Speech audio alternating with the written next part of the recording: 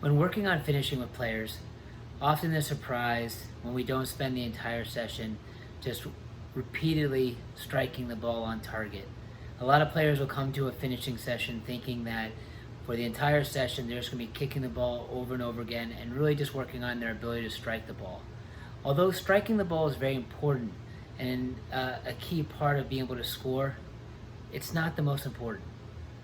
The best goal scorers are the ones that do two things very well. One, they can create goal scoring chances.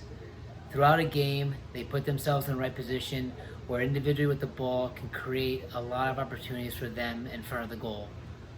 Second is their awareness.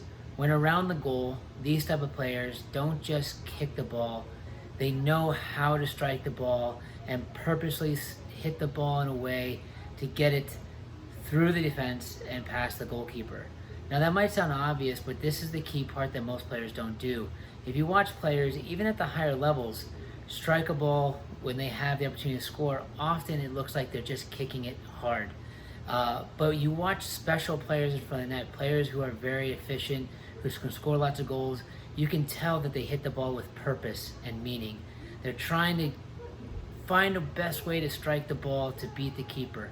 And it's not always power. You don't get extra credit, you don't get bonus points, for how hard you hit it. You just have to put the ball in the back of the net. So great goal scorers have that ability to hit the ball in a way to beat the keeper. All right, and it might not be the most technically perfect strike, but it's effective, and that's what's key. So when we're working on finishing in a session, it's not just the technique of how to hit a ball, especially when players are just working on stepping in and driving their laces through it. In reality, a lot of a finishing session should be at a player's ability to create chances individually on the ball or their movement around the goal to create space for them to finish, and their ability to be aware of where they're at and make good choices about how they strike the ball. This is the key difference. So again, when you're in front of the net or you're working with your team on finishing, it's not just how they strike the ball. They have to get better individually and as a team in creating chances. Think of it this way.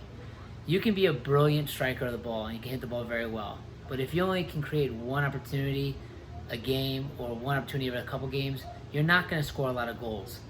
But if you're a player that can create lots of chances in the game and create 6, 8, 10 chances in a game to score, you're going to score more often, even if you don't strike the ball as well as the other player.